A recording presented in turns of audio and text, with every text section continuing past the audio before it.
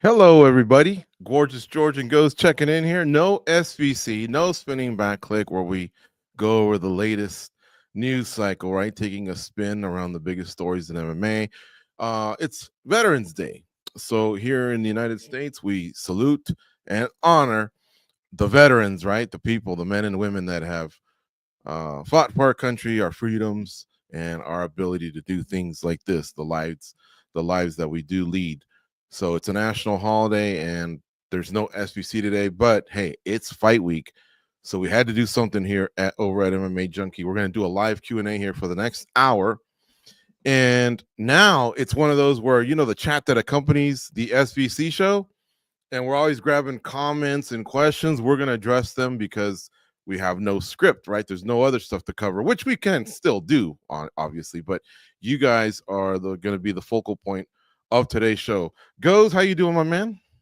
Good, good. It's this is always a special day. We've got a lot of people in our family that have served in the military, a lot of friends, and then ourselves. We've actually spent a lot of time with the military as far as Afghanistan, and so we've seen a lot, and it's really seeps in. When you're in the middle of a war and you see what everybody's got to go through. Some real tough times for great people that keep us safe. So we want to make sure we honor them today. Yes, for sure. In our family, Uncle Tom, right? My girlfriend's brother, Vic, he served as well. Our pops, like Goze mentioned, he served. Any of you that served, happy Veterans Day to you all. I know this is a worldwide show for some of you. Elsewhere it's just November 11th, but here it's a national holiday, so it's a big deal. A lot of people will be off. The banks, I think, will be closed. The postmen and women won't be delivering today. So, and I think kids are off. So I'm sure they're pretty stoked. But any kids that are watching, remember the significance of Veterans Day. So Memorial Day, we honor those that have passed away already and served our country. Veterans Day, you can actually pick up the phone and call someone and say, hey, thank you for your service, grandpa, dad, uncle, aunt, grandma, whoever it might apply to. Pick up the phone and tell them that. All five branches, six, I guess, if you include Space Force, Army, Navy, Air Force, Marines. The Coast Guard is a branch of the military, and Space Force, which is launched now about 5 years ago, I think, or something like that. But anyway, let's get to some mixed martial arts because it's fight week. UFC 309 takes place on Saturday in New York, New York. And headlining that bout will be John Jones against Stipe Miocic. Jones is the undisputed heavyweight champion. He's fighting Miocic, the challenger, defending that belt, right? He's going to attempt to defend that belt against arguably the greatest heavyweight of all time, probably for sure the greatest UFC heavyweight of all time. Miocic, who has 4 title defenses, more than any other heavyweight in the history of the UFC. And I think that's why he's given that title. An argument could be made for obviously others that may have had less, but more impressive runs. I don't know. That's all for you to decide, right? And Jones, this will be his first title defense. He won the vacant title when he fought Cyril Gahn I can actually say a few years ago, because in 2 months, I believe it'll have been 2 years. And that was the title that was vacated by Francis Ngannou, who signed with the PFL and also was going to do some boxing. He submitted Cyril Gahn, quick work, light work, it looked like. And but he's had the title since then, because see, this fight was supposed to happen 1 year ago, and it didn't, because 1 month prior, right? So it was going to happen in November 2023, and in October of 2023, Jones revealed that he had injured his shoulder and would require surgery. Now, the UFC elected not to strip him. They said he'd be back in 8 months. Well, it took 13. But I think that was their way of saying, we ain't stripping this guy. And it was kind of weird because they had stripped Yuri Prochaska like a year or two before that, and they had stripped Jamal Hill, before that as well. And both of them had the type of injury where, torn labrums, ACLs, Achilles tears. They're 9 months to a year, so we just say a year. And so they moved pretty quickly with that one, but they didn't move with this one. If you tie that into the comments that Dana White has made in the past 6-9 months, right? Especially during Dana White Contender Series. If John Jones walks into that closet with any other man, only one man's walking out, and it's John Jones. I think it's his way of hyping his guy up. I got the baddest man on the planet on my roster. He's not over at PFL. He's not the Englishman who's going to one day be the baddest man on the planet, I think. It's John Jones. He's all in on John Jones, but I think that's also why he didn't strip him. Do you carry the same thoughts, Goes? Do you agree with me on that take? Yeah, I do. And like right away, one of the questions here in the chat, you guys are more than welcome. It's a Q&A, ask away. It says elephant in the room. Is John Jones ducking Tom Aspinall? Look, guys, I'm with George. Everything that he said, I agree with. I think ducking is always such a difficult word to deal with in our sport, right? Because at the end of the day, it's kind of weird to say that fighters are afraid to step into the cage with certain fighters, but I do feel like there are certain circumstances where you have a little bit more fear than normal. I got to imagine anybody that faces Francis Ngannou has got to be a little bit more scared than whoever their previous opponent was, right? I don't think he's Yeah. scared to fight Tom Aspinall. I think he's more scared of tarnishing his legacy, of going out without the O, the mythical O, if you want to call it whatever. I think that's what he's more afraid of. But I think John Jones has just been always terrible at telling us what it is he really wants to say. And I feel like he needs people around him to just kind of overlook something that he's typing out on Twitter or X or whatever, or any type of social media. Because there's ways that you can do it where you just don't look so silly. And the way he's doing it right now kind of makes him look silly. It does make it look like he's ducking him, right? Whether Mhm. that's for more money in the future, a different contract or whatever, it just doesn't, it's not a good look to say, nah, I'm gonna skip over this guy and go with the smaller guy. That's not that's just not a good look. And you're a guy who we're constantly gonna be talking about. This could be potentially one of the greatest fighters of all time. Don't be afraid of that loss, man. Like, seriously, we were talking about this on MMA Junkie Radio yesterday. In boxing, if you walk into a room and Joe Calzaghe's there, undefeated fighter, Manny Pacquiao's next to him, Sugar Ray Leonard, you telling me Joe Calzaghe's line's going to be bigger? No. The other guys, what they did was they fought the best guys at their best, anytime, any place. And yeah, they have losses, but you know what? They were warriors. Joe Calzaghe, I'm not saying that he ducked people or anything, but he just didn't really have the level of opposition that some of these guys faced. That's why he'd be loved. That's why people go up to a Julio Cesar Chavez and they want to take pictures with them. John, don't be afraid of that. Like, face this guy. Go. If you still got it in you, which we have to believe you do if you're competing right now, then you got to face him, man. You have to. And guess what? If you lose, I think a lot of people are just going to say, look, man, there's a guy who made his career at light heavyweight. He challenged himself, went up to heavyweight. A lot of people don't do that. It's not like you're going up 5 pounds, 10 pounds, right? That is a bold statement. He was actually successful, but you know what? He ran into a better guy. Props to him for pushing himself to do that. But the word ducking, I don't. It kind of feels that way, George. Yeah, it does. It does feel that way. And in fact, I got a Twitter post, a tweet, I guess, an X, I don't know, that John Jones addresses it because he was asked by somebody named Logan. But John, if he becomes the best heavyweight of all time, meaning Tom Aspinall, then it would look great on your resume and that you beat him while he was in his prime. John Jones, he's whose Twitter handle, if you want to follow him, is at Johnny Bones. Because there is a at John Jones, but it's some dude that lives in Seattle and kind of digs being confused for John Jones. We've actually had him on the show. He says, if he becomes the best of all time, then calling me a duck would make sense. Right now, way too early. My challenge to him: build a career like mine. Winning 5, hard enough. 17, I seriously doubt it. Well, but you're mentioning Alex Fajeda.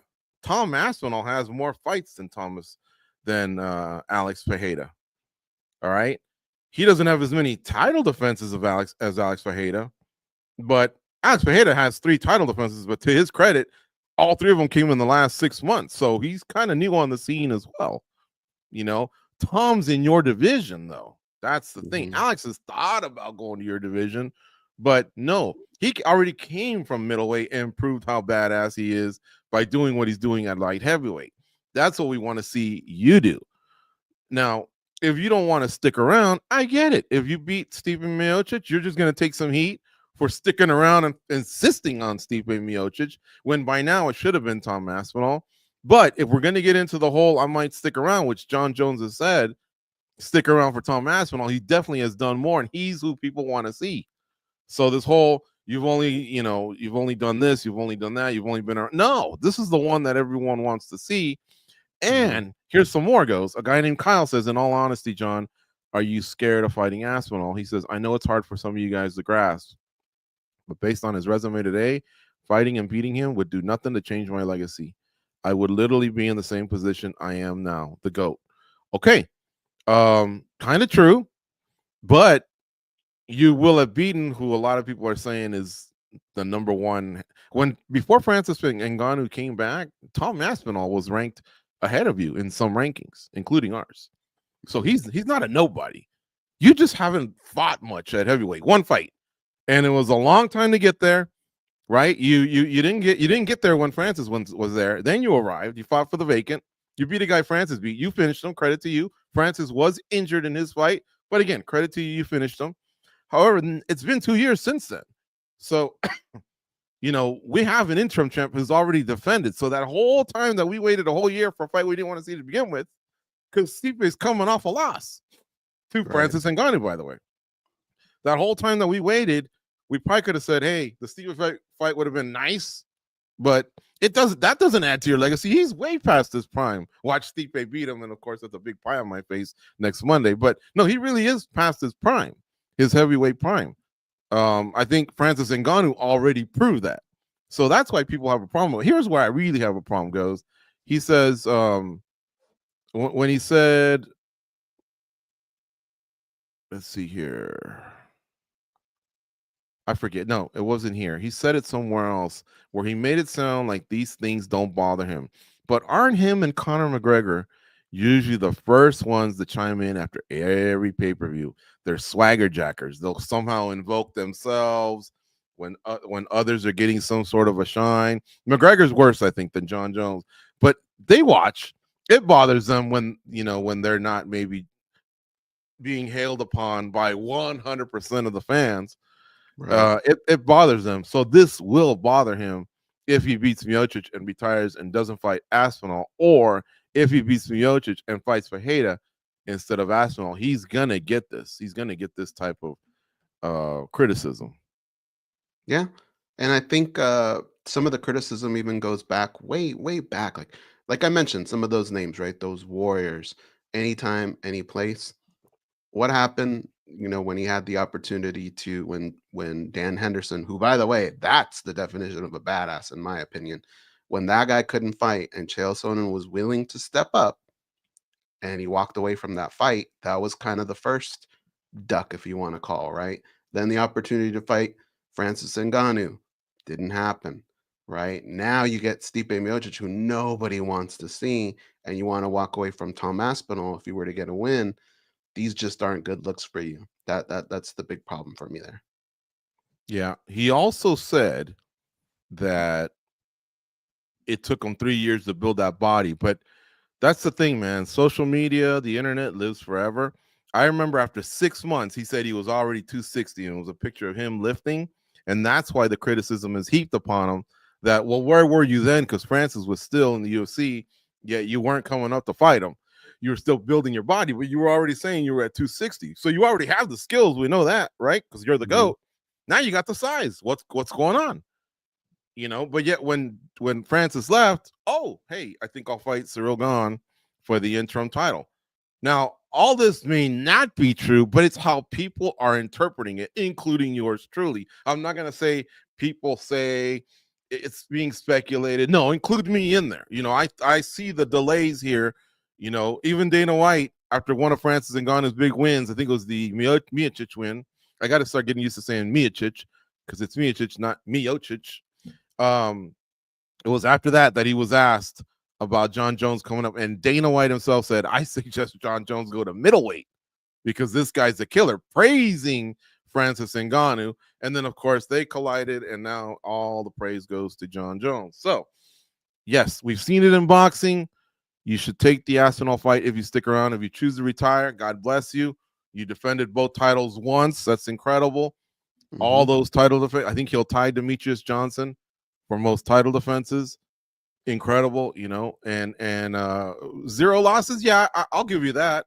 You didn't lose in the octagon. You got a technical loss, but it is a loss. And I don't even want to hear Dana White and John Jones talk about we're going to talk to the commissioners overturn it. You can't do that. Those were the rules back then, whether you agree with them or not. Otherwise, Peter Yan's going to have a conversation with the commission and go, hold on a second.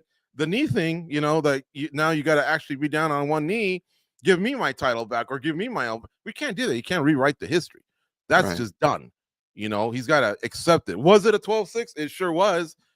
Should it have been a foul? Well, that's what they deemed back then. I'm not on the rules committee, but it was a 12-6. So he got the technical loss. Well, we don't hold it against him. I think most of us still call him undefeated. He was whooping Matt Hamill's ass, but regardless. All right, we should get to some questions. You ready, Goze? Yeah. All right, I'm gonna start right at the top.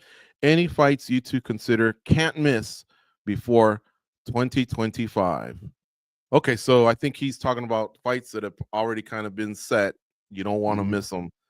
And we got fight nights ahead of us, and we also have a couple pay-per-views ahead of us. Anything jump out at you, Goze, fights that are going to happen that you can't miss? I think when he says that, he probably means like let's avoid the the big pay-per-view fights or something like that. So I would say like the fights that are maybe under the radar that I think are just going to be fun fights. Mm-hmm. Peter Yan and Davidson Figueiredo, I feel like can be very tactical at times, but I think if those guys let them dogs go, it could be a really really fun fight. So I'm kind of looking forward to that one. I'm looking forward to. We spoke to Cub Swanson the other day. Him and Billy Q, I think, will be just an absolute war. Anytime you get one of those guys that is up and coming and trying to really make their mark versus one of these guys that have already done that but are still trying to stick around. I think those two can be a lot of fun. Um, Buckley and homeboy, what's his name? Ian Gary. Ian Gary. I think that can be very technical at times and also could be a lot of fun in the striking. It feels like one of those fights where they're going to come in with two good game plans, but the second they hit each other, they're going to throw that out the window. So those are kind of like the ones I'm looking forward to. Yeah, there's only 4 fight cards left. So for the UFC, and of course the PFL has their championship Hmm. fights, right? I kind of like Talia Santos and Dakota Ditcheva because I think Ditcheva is Pretty good. honestly the future, and I think she's going to win, and she might have an argument for being the best flyweight in the world. The force of destruction she's become, but I wouldn't categorize that as can't miss. And all respect to Goze and Billy Q and Cub Swanson, I wouldn't categorize that one as can't miss either. But you did take one of mine, Joaquin Buckley and Ian Gary is a good one. I really like that. Joaquin Buckley has picked himself up after a career where he was just kind of part of the roster, right, but not really sticking out in any way. And now he's stuck out as a legit contender, who's on the rise, and now he's got a guy who's undefeated. So this is a good test for both guys. I think whoever comes out of this just carries a ton of momentum. It does look like it'll be Shavkat versus Bilal Muhammad. They keep talking about maybe Shavkat versus Usman, but I don't see the need for that because Bilal Muhammad stated he'd only be out 6 weeks, not 6 months. And when you have a solid number 1 contender ready to fight the champion, and he only needs to be backed up 6 weeks, 2 months, whatever that works out to be, we wait. Bilal Muhammad just won the damn title at the end of July. So it's not like it's been that long. And again, he's given us a prognosis that doesn't seem that far ahead. But here are the other events, right? Jan versus Figueiredo, you were money on that one. I think you can't discount Chandler versus Oliveira, and here's why. Chandler's been gone for 2 months or 2 years, and no matter what, he's 2-3 in the UFC. He's a former champ at Bellator. He won the belt 3 times there, and defended it. He did come over to the UFC and beat some good fighters, right? Dan Hooker, who's all of a sudden on a rise again to become a contender, and Tony Ferguson, who obviously is a legend of the sport, had a nice 12-13 fight win streak. Chandler was part of the current losing streak that Tony Ferguson's on, but it was a beautiful KO.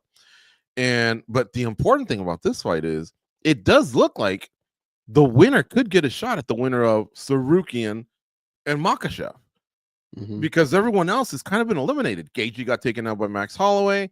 I think Max Holloway hasn't done enough for a lightweight title shot, and he just took that L as a lightweight, or sorry, as a featherweight. Poirier already had his shot. And Sarukian will have had a shot.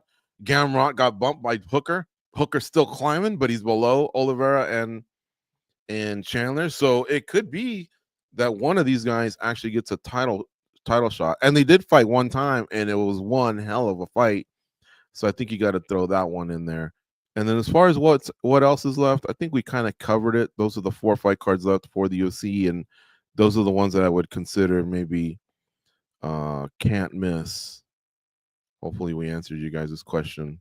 I think we went out of our way to make sure it's all covered. Hello to Chris Goes Wild. Hello to Billy247. He says, respect to all the veterans out there. We agree. Brian John saluting. We salute you back.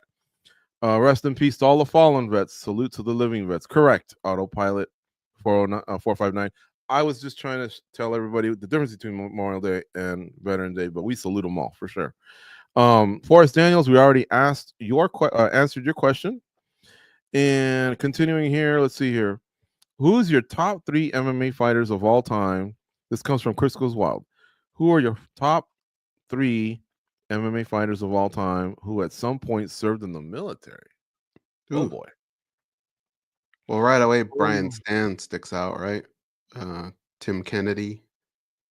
Those guys had, especially Tim Kennedy. Like if you look at what he had to do in the military, the skills that he's developed, I could But he see a says of lot of. all time. Well, he says favorite. So I guess favorite means. Oh no. He says who's your top 3. So I think you have to combine their service with the Mhm. success that they had. I think Brian Stan did win a light heavyweight title in the WEC. Uh-huh. Tim Kennedy was a contender at Strikeforce and UFC, a top contender, but didn't win the title. Liz Carmouche Yeah. has fought at Strikeforce, UFC, and Bellator. She won the belt at Bellator, and she's got like 3 title defenses. Mhm. So I'm just gonna throw her name out there, and we'll keep her there. And then who else served? Neil Magny, respect to him. He just lost. He Mhm. served, but he didn't reach the levels of these others.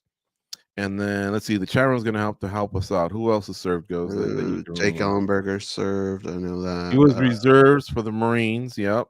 There was. Um, I mean, I guess at that point you're looking Paratonov at. was a paratrooper, wasn't he? Yeah, you're looking at people who also probably held titles, right? If we're saying top. I think, but we might be down to Carmouche, Stan, and Tim Kennedy. But no, there's been others that have served. I'm just blanking because it's such a great question. Hmm. The chat room, if you want to help us out, we'll definitely move ours out and I move mean, yours there's like right away. Randy Couture held belts. He Motor, yeah. How served. do we forget him? He went on a on a military trip with us. How do I forget that? Every time I introduced him as a former Hmm. veteran of the Army, and of course, yeah, he's there for sure. So now it's him and Liz, and either Kennedy and Stan, unless you all can help us out with another name. I think Mike Richmond was a Marine. He's over there at Bare Knuckle right Yeah. now, but his Bellator career wasn't, to the level of these. Great question. Let's hold on to it, and maybe by the end of the episode, some more names will filter in. Let's go to the next one. Joseph Boza says, what did the panel think of Carlos Prates' call out of Jack Della Maddalena and Jeff Neal? Love both calls. You want to take that one? Yeah, I think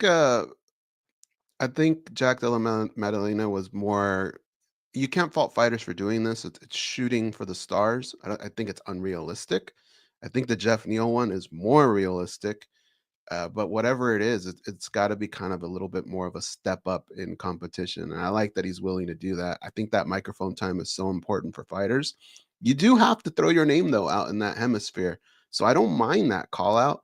It's just I think when the dust settles, you look at all the rankings, you go, well, that's too big of a jump, right? So maybe somebody like a Jeff Neal would probably fit more in that spectrum. Mm-hmm. I like the Jeff Neal call out more in the sense of it makes more sense because Della Maddalena has been his name has been thrown out by the champ himself, Bilal Muhammad. When we talked to Bilal about a month ago, or maybe a little bit more, He actually said he liked Della Madalina's swagger and he felt like he had done a lot in the sport, and it was a name he was entertaining. He also said Shavkat Rakhmonov was another one. He was just kind of giving us the lay of the land in terms of what he felt right about different fighters. Hmm. So he's kind of already there. Plus, we're hearing he's got an injury. I don't think it's a serious one, and he's Australian. So if he was healthy, he's probably going to fight in Australia. So would Prates want to fight in February? That's when the UFC goes to Australia. When he just finished saying, "Hey, I just had 4 fights in 2024. I need some time off." Now, Mike Bond, he does Mick Maynard shoes, Sean Shelby shoes. There are these features on our website every Sunday where he kind of talks about the recent winners and losers of the big fights that happened that particular weekend. And he mentioned that Prates has a daughter in Australia, so it could be his chance to fight there and be around his daughter. Um, so I guess that's a possibility. The possibility of the UFC needs you, but I don't think in the scheme of ranked fighters and that it would basically be Madalena looking down on the rankings and saying, "Sure, I'll do that guy a solid," and I don't know if he will or if he won't. So that's why I think the Jeff Neal call out was a nice backup there. Hmm. And Chris Goes Wild says kind of the same thing. He feels like JDM is a little unrealistic, but it would be a good one. Keep the questions coming. This is a live Q&A here. We'll be here for at least another half hour. If you guys keep bringing them, we'll keep answering them. Chris Goes Wild says, John Jones is 100% ducking Tom Aspinall. He's talking about wanting to fight Alex Ojeda next, knowing that Tom has the interim title. We agree. We kind of covered that, but we agree. It does look that way. Let's see here. Oh, Goes, while you were talking, I did a quick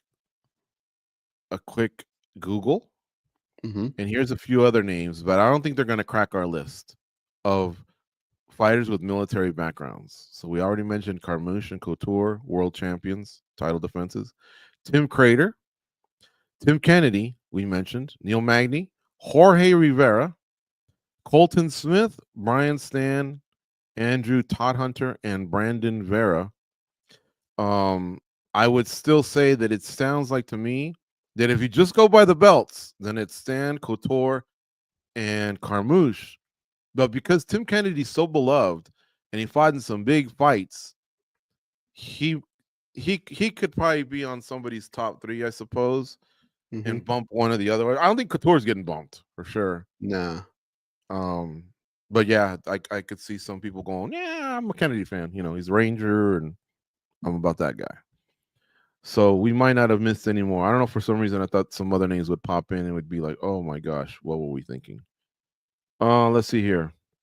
Joseph Boza says, with John Jones versus Stipe being a fight some of us fans and media aren't looking forward to this week, are there any fights going under the radar? For me, it's the first fight. Veronica Hardy has won 4 in a row. I Is he mean, talking about respect on to that her card? on that card, yeah. Oh, I I mean, think that's nice. 4 in a row. Bo Nickel and Paul Craig, I think, is fun because you always want to see where Hmm. Bo Nickel is, what his progression is, and Paul Craig is constantly a dude that just gets overlooked. So I think that one would be kind of interesting to see how it plays out. And Jim Miller still chugging along. People love him, and his fights don't suck. I didn't like the way the last one went against Bobby Green. I think that was the last one. Yeah, that one kind of gave us a little bit of an idea that maybe it's time to hang it up, but he didn't want to hang him up. And the reason we let him continue, well, I act like I had some say in it, is because he had won 5 of 6 going into that. So he was kind of showing us that, hey, I can still hang. It's just this fight might have been a bad matchup. But remember how bloodied up he was in that Green fight? Hmm. Yeah. As far as one that's slipping under the radar, I watched Miller because of his legendary run that he's had in the UFC. Weidman and Anders is interesting. Anders spoke to Nolan King about overcoming, some addiction, and of course, Weidman is always just going to be a great story because he did win a world title, and then after breaking his leg, he came back to the sport and has continued to want to, compete. So respect to him for still, having it in him because a lot of fighters are like, no, I'm done, I'm good after a brutal injury like that one. But yours was good too. Veronica Hardy winning 4 in a row. Okay. Crisco Wild, scared and ducking are two different things. You can duck without being scared, and you can be scared of someone but still step up and fight. Yeah, maybe I do want to add something to it. Ducking doesn't imply he's scared as a human being. I don't think John Jones is scared of anyone, but I think he is scared of losing what he thinks is an undefeated career, and Mhm. maybe kind of like that swagger that he has over everyone now else. Because for a long time it was him and GSP. It's just that GSP had lost twice, Jones once or none, if you want to call it that. But GSP had won 2 titles. Then when John Jones won that second title, it was almost like, well, now it's kind of John Jones, and then just GSP. Unless you want to hold those PED allegations and the suspensions against them, then okay. He kind of, like I say, distinguished himself a little bit, and I think he kind of likes that. So maybe he just wants to fight fights that have less of a chance of threatening that. And Ganu's got the one punch, you know, type of power where he can miss your jaw but hit you on the side of the temple and still wobble you. And Paul Masvidal has that as well, along with a ground game that he's not going to be scared of John Jones on the ground. Gon had nothing on the ground for John Jones. He was treating it like hot lava. Get me out of here. It was too late though. Jones had a hold of his neck. Cayman Ryder says, for some reason, I'm very excited about Jones Stipe. We will be. By the time this fight happens, we will, because so much is on the line. I already turned in my picks, George, and I Mhm. was very tempted. But for as much trash as we've been, well, I don't want to say trash, but as much things as we've been saying about why this fight doesn't have to happen, there is part of you that has to remember it is an established heavyweight against a dude that's kind of dipping his toes into heavyweight, right? I was very tempted to turn in Stipe Miocic only because this feels like that recipe for on Monday where we all go, man, we spent the last year talking about this, and look what Stipe was able to do. Isn't he a great guy? I felt like we were gonna fall into that, but I ended up going with John Jones. But I do think Stipe will push him a little bit more than Gon did. Well, what did Stipe in was Ngannou's athleticism. Remember, he had a little bit of wrestling and that quick back take and then that power. Mhm. John Jones, for all we do praise him, and it's well deserved, doesn't have that one hitter quitter, neither at light Right. heavyweight nor heavyweight that we've seen. It's only been a one fight career at heavyweight. However, what he can do is batter you, for 5 rounds. I mean, kick the shit out of you, whether it's ground and pound or kickboxing, throwing, Muay Thai, just blending those arts. He can mess you up pretty good there. A lot of fighters aren't the same. So it's a different type of ass whooping. So perhaps, you know, I mean, he does have a nice kick to the dome that he had on Cormier, so he can kick you, KO you, type. But with the hands, I think Miocic might, feel pretty good. At least I might be safe there. It's been enough time since that brutal KO to Ngannou that he's recovered a little bit. Criticism that was heaped at Alex Volkanovski. He fought Topuria too soon after Makachev, right? So, but yeah, I mean, wouldn't be the craziest thing I've ever seen. Let's see here.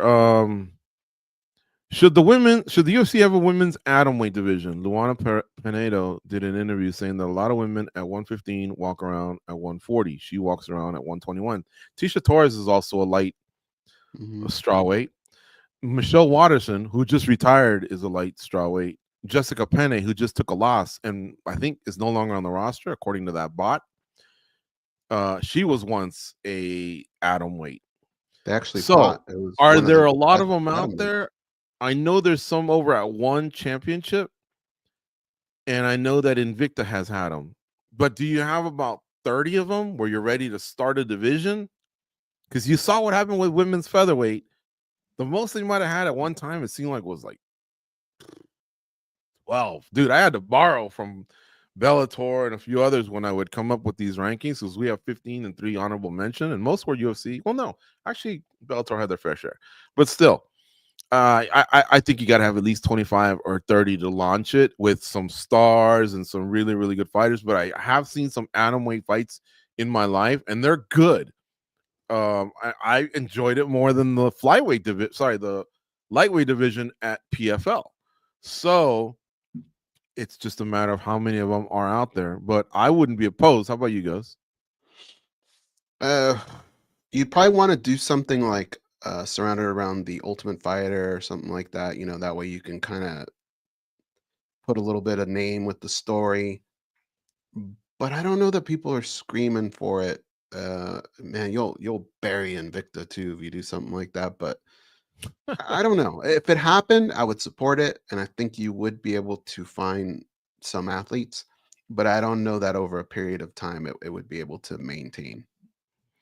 And Twain Willis says, what did he say? I just lost it. He says, wait, wait. Here it is. If you guys were in John's position, he means John Jones, would you personally feel you have to prove anything else?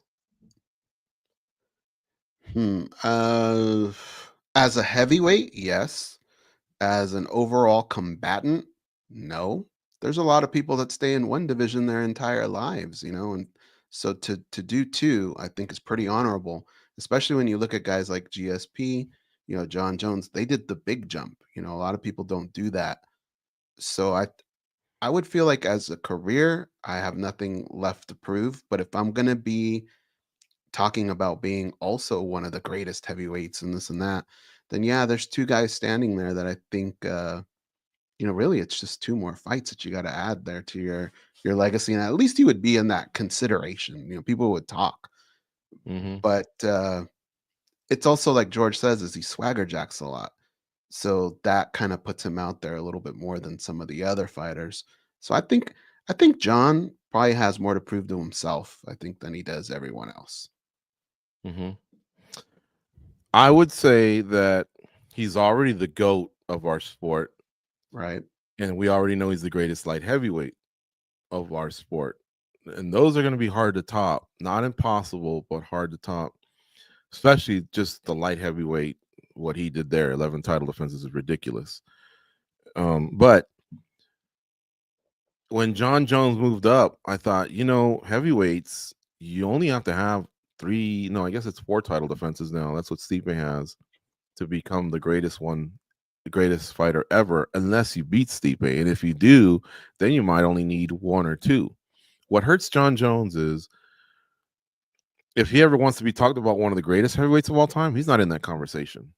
Right. In that conversation is Miocic, Fedor, maybe Cain Velasquez, maybe Randy Couture if you dig up his stats and what he did back in those days. But and Francis Ngannou, but it ain't John Jones. And so when you do your Mount Rushmore, it ain't gonna be John Jones. But if John Jones could beat Miocic and then Aspinall, I think he's on your Mount Rushmore of heavyweights for sure. Is he the greatest heavyweight? Well, now I beat the guy you think is the greatest, but then there'd still be that Francis Ngannou one hanging out there, and of course everything Fedor did for almost 10 years before he started taking L's. But I don't think that would bother John Jones because at least he could say, "Well, all I know is you think Miocic is the greatest ever, and I beat him, but I also beat the next guy who you guys thought was going to be a killer."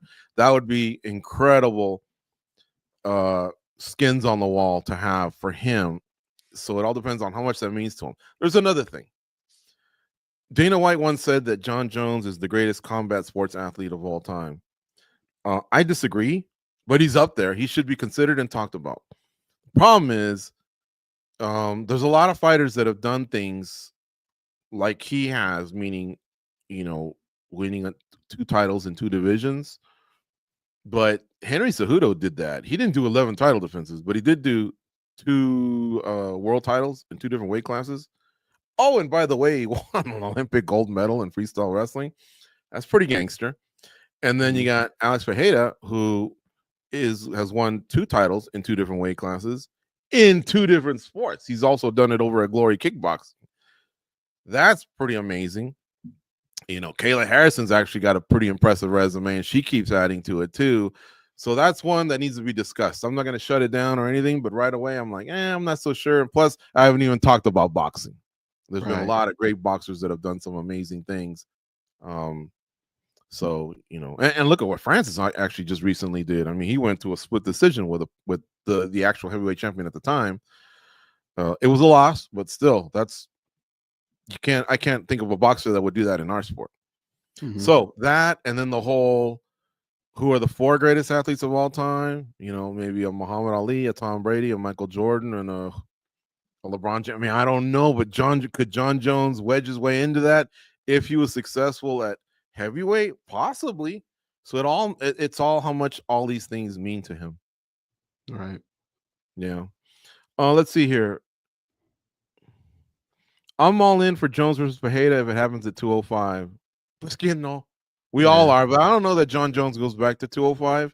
But There's no yeah, way. I think I'd be all in for that too. That's a different story for sure. Um,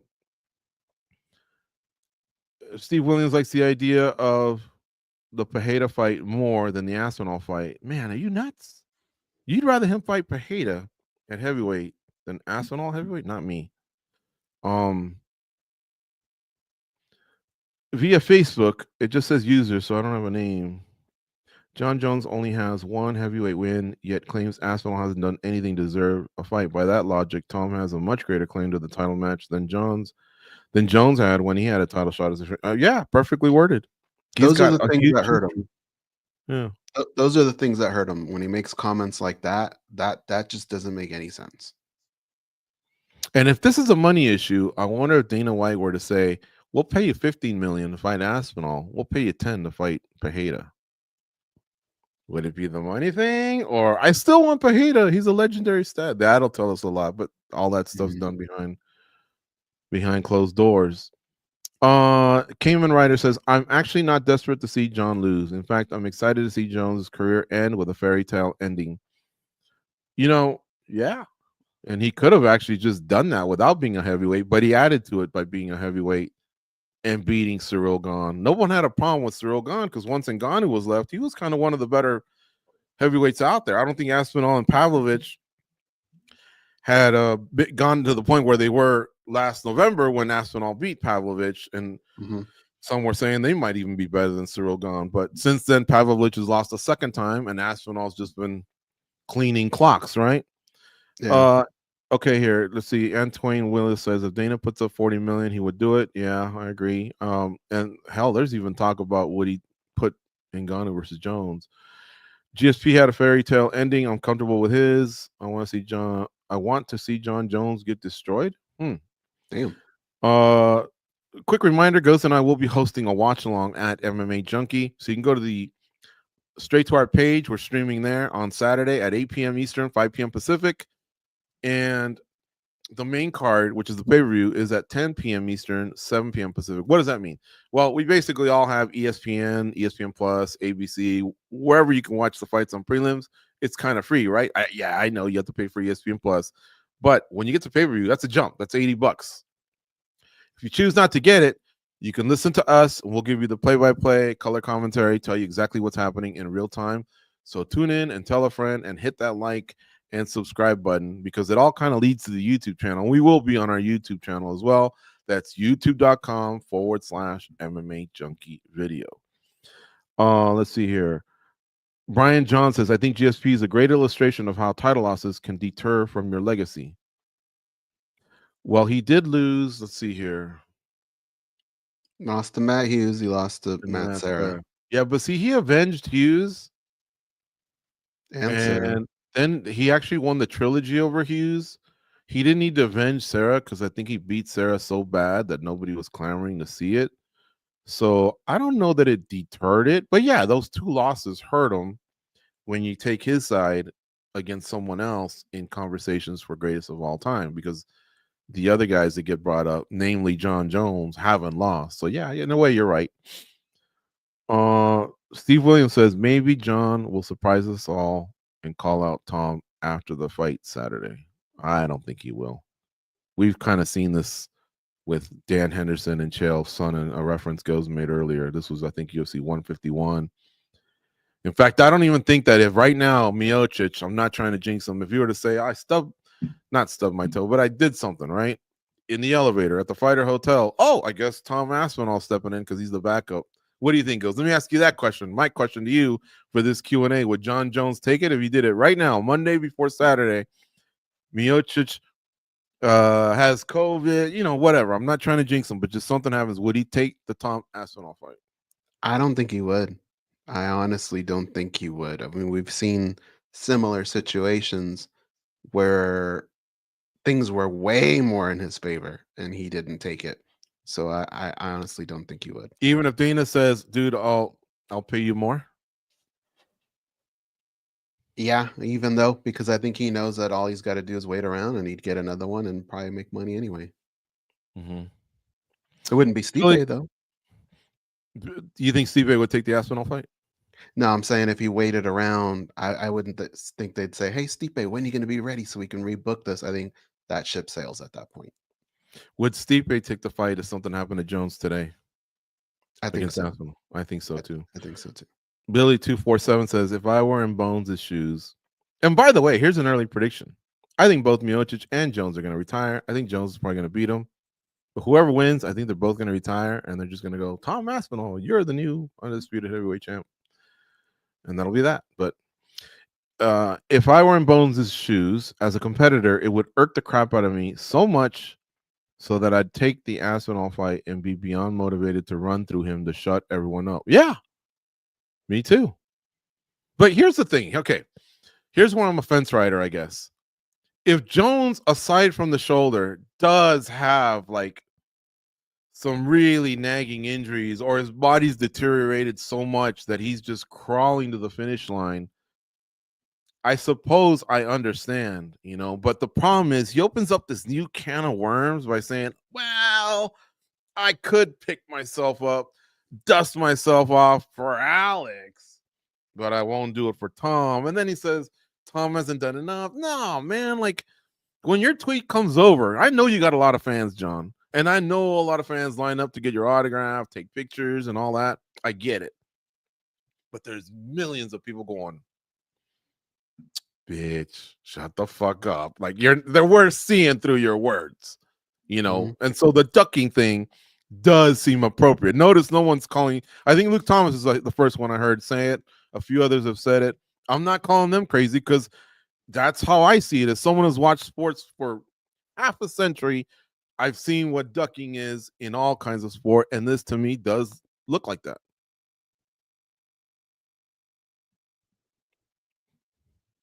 Yay or nay, or move on? Okay. Yeah, let's move. Okay. We've done a lot of John and Stipe. All right. Joseph Both says, how stupid has Dana been for the last year and a half thinking this is the fight we wanted versus John versus Stipe? I guess we can't get away from this topic, but it is something different. Dana has been asked, what happens if they both retired? He goes, well, then I look like an idiot, or that would be a really shitty thing. He says something like, I would not be too happy, but at this point, he's all in. So what can he do? He's not going to back away from the decision to do it. But I really think a lot of this stems from Ngannou leaving and him just wanted to prop Jones. Right. Tiger Shark Diver says, like the commission shouldn't allow this. Been a fan and trained for over 15 years. John will kill Stipe. Well, bro, they allowed Mayweather versus McGregor. So I'm not shocked at what they allow nowadays. But I disagree. Miocic has been gone, but he's still a pretty damn good heavyweight, I imagine. He may, Jones could make us all look stupid if he puts him out in 30 seconds. But I think this will be a pretty decent fight. Cayman Rider says, not wanting to see another person's demise. Okay, these are just comments. Let's get to some questions. If you have any other questions about anything else, let's do it. Can I go with two that I like? Sure. Here? Yeah. Antoine Willis says, I've always been curious if you guys are brothers. Yes, we are brothers. He's my 9-year older brother. Joseph Bellatati says, George and Goze, do you expect DC calling Jones versus Miocic right down the middle? I think that's a great question. And I think Daniel will, on the inside, want to do that. But I don't think it'll be possible. I think he's going to overcompensate. So in other words, what I believe is exactly what you're thinking. I think he's going to try and prove to everyone that he can call it down the middle so much that he might overcompensate a little bit. It's a little tricky. But at the end of the day, I think having somebody calling a fight that's actually been in a fight with both of the guys, that's that's what you pay these guys for, and the insight that they could possibly give you. I was in that situation where he was throwing that exact combination. I knew he was doing this, or he didn't feel as strong there. That's why these guys get paid. So I think that will overshadow maybe some of the times where you do feel like, eh, is he really calling it down the middle? Is he overcompensating? I think we'll have less of those and more of just excellent analysis on his part. I think he'll call it down the middle, but I think he'll hope Miocic wins. And I don't think there's anything wrong with a fighter thinking that. He's been in the octagon with John Jones, and it was one of the um, most heated rivalries we ever had. And as much as people want them to be friends, I don't think they will be, but I think they'll be honorable towards each other, especially in the recent years when they both lost family members. I think they both reached out and offered condolences or kind words or whatever. But I still think they dislike each other and hope for the other one's not demise, but when something good doesn't happen in their lives, that doesn't kind of cross certain lines, right? Like the Hmm. death of a family member or something. But DC's retired, so I don't know that you could really hope anything bad for him other than maybe not winning an award, right, at World MMA Awards or something like that. Chris Goes Wild did chime in. He says Brian Battle versus Randy Brown. Remember somebody asked what's an under the radar fight? That's Yeah. his. That's a good one. Okay. Goze answered the ones about Goze and I being brothers, and then let's see here. The UFC Macau start at 3 a.m. Eastern Time, 12 a.m. Pacific. No thanks. I'll catch the replay on ESPN Plus the next day. Forrest Daniels, if you can, tell me how old you are. I'm just curious because this was the norm back in the late 90s, early 2000s. If we wanted to watch Pride Fighting Championships, which at one point was arguably the number one fighting promotion in the world, with the UFC a close number two. Some would argue that it was UFC 1, Pride 2, but Pride was there. Hmm. UFC wound up buying Pride. But that's what we had to do, man. We were gangsters back then. We had to stay up till like midnight, 2 a.m. It depended, right, on the time change and all that. And we had to power through till 6 a.m. That's when Fedor would come out, or Vanderlei Silva, or Mauricio Shogun, who we were hurt and nodding, but we did it. There's something to it. Now, those were great cards, and I get it. The Macau card isn't as sexy, but if you're a young cat, I don't know. An all nighter every once in a while isn't the worst thing, especially if you maybe doing some bets, right? Our Yeah. colleagues on the other side of the pond, and especially Farah Hanoun, who lives in the Middle East, that's what they have to do every pay per view. It's not a pleasant thing for them, that's for sure. Do people just want an interim title for 310 because the card would suck allegedly with Pantoja versus Asakura, especially if Kai doesn't make 125? I don't like interim titles personally, but if someone does have a serious injury like Yeri and Jamal and John, then I can see why you would do them, because Dominic Cruz had injuries like that. And then he would rehab for like 8 months and either re-tear it or the surgery didn't go well. And so that whole time, the division didn't move on. So there's nothing wrong with having an interim. Here's another nice thing about an interim. An interim means someone gets a belt, right? And Hmm. someone gets pay-per-view points when they unify with the undisputed. So good for that fighter, right? To make some extra coin. But in this case, Bilal just won it at the end of July. So it's only been all of August, all of September, all of October, and what, a week and a half of November? I mean, that's kind of the panic button, in my opinion. 3.5 months, especially when Bilal said, I'm only going to be out 6 weeks, not 6 months. How about since we have limited time left here, George, why don't I start at the most current and you stay where you're at, and we'll just kind of meet in the middle and we'll rapid fire. Okay. That way we get to everyone. Forrest Daniels does say he's 46 years old. He started watching UFC in 2003. I'm also 46 years old. So fist bump Then I there. get it. Macau's not worth it. I Get remember your sleep and watch watching it in the morning. Bushido. Mike Doran says that Bushido kind of featured the lighter weight classes of Pride.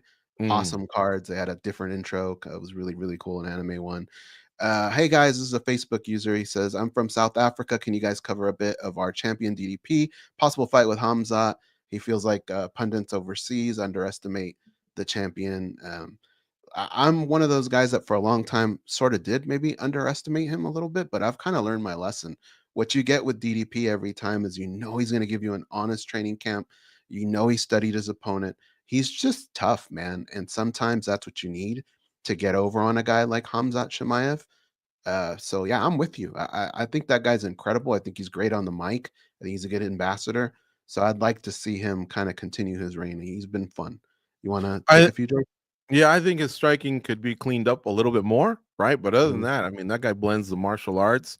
He always wins the mind game on fight week, in the pose offs, face offs, I should say. So he's strong up here, and that's the important thing. So, man, I think he's a beast, and he's very, very strong. And now he seems to have that cardio that we all thought he lacked in his early fights because he was huffing and puffing. Yeah. But yet now he's shown us he can go the whole 25 and win that last round. That's how he won the world title against Sean Strickland. Yes. Chris Goes Wild says, I'm not worked up over flyweights being main event on pay-per-views. Look, that's not what the UFC wanted. Bilal got injured, but if it has to happen, it has to happen. But yeah, I get you. The 301 card in Rio de Janeiro with Pantoja and Steven Erceg, we were like, oh man, it deserved more, right? But I think that was supposed to be Pajeda, but Pajeda got moved up to fight Yuri because McGregor and Chandler didn't happen. Remember that toe injury. So yeah, the UFC plays catch up with their schedule, and sometimes they call upon these fighters to do what they do. Okay. Um, I don't think Oliveira wants to get back in there with Islam. Well, I disagree. That's the road to the title. So are you saying you think he's hoping Sarukian beats Islam? Maybe, get the boogeyman out of the way, right? Let's see here. Didn't one of the Korean fighters end up having to do military? So that's a great one. Yeah. Yes, because all Koreans have to do it. So yes, one could argue that the Korean zombie should be maybe up there as well. That's a great one right there. Chris Hmm. goes wild. Go ahead, goes. You got one?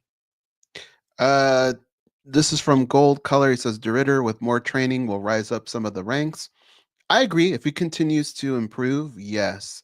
He was a little at moments hittable, and his striking is, a little slower. But we just talked about DDP, right? And maybe we all look at their striking and we go, look, it can be a little crisper. But sometimes it's the way they throw those punches from those angles at that speed that kind of throws people off. It's like a pitcher, right? When they throw a knuckleball or something or a knuckle curve, it's just there to kind of throw you off and it catches you off guard. That might just be what he needs to do. But on the ground, that guy is absolutely amazing. I enjoyed watching him.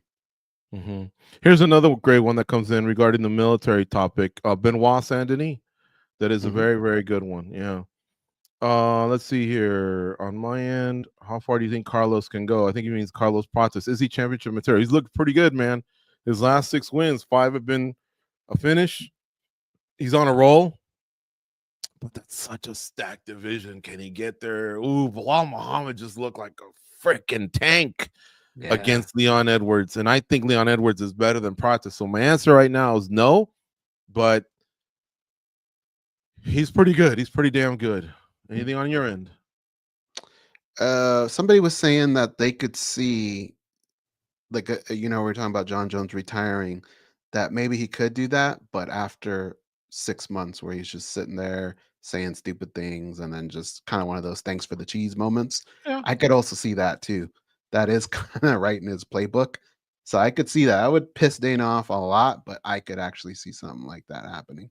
Well, during that time is when he might be negotiating as well behind the scenes. And if he doesn't see Hmm. what he likes, then yeah, you know what, I'm done. And maybe the whole time he was done, unless they came in with something strong. How successful do you think UFC 307, 309 will be pay-per-view wise? I've kind of gotten out of that whole prediction thing ever since ESPN kind of took over.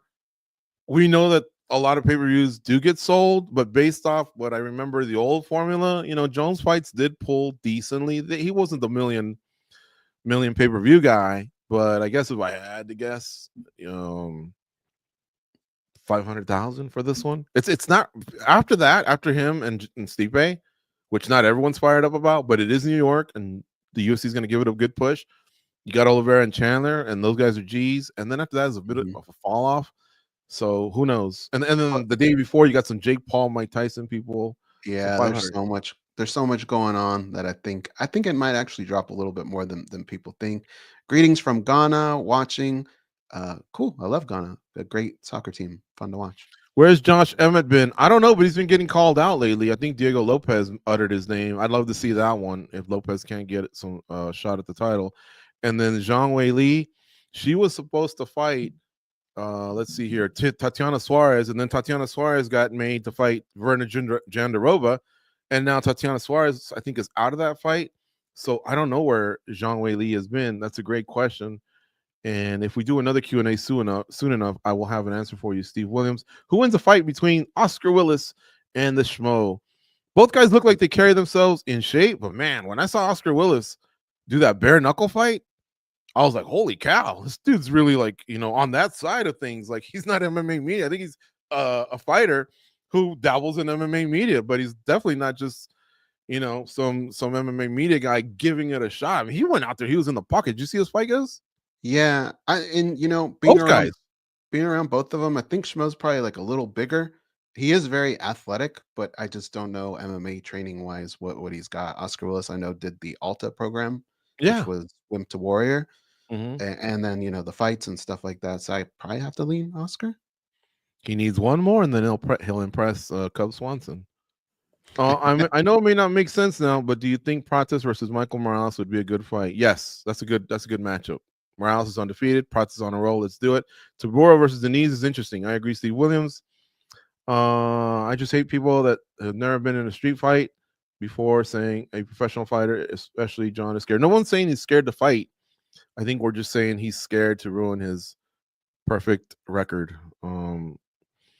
Yeah, greatest of all time. That's got to be in the octagon, and that means great. I'm not sure what Bob from Calgary meant, but I like Bob from Calgary. Do you have any more? Good guy. Do you guys collect UFC cards? Dana getting into it from 1 to 10. How do you rate this pay-per-view?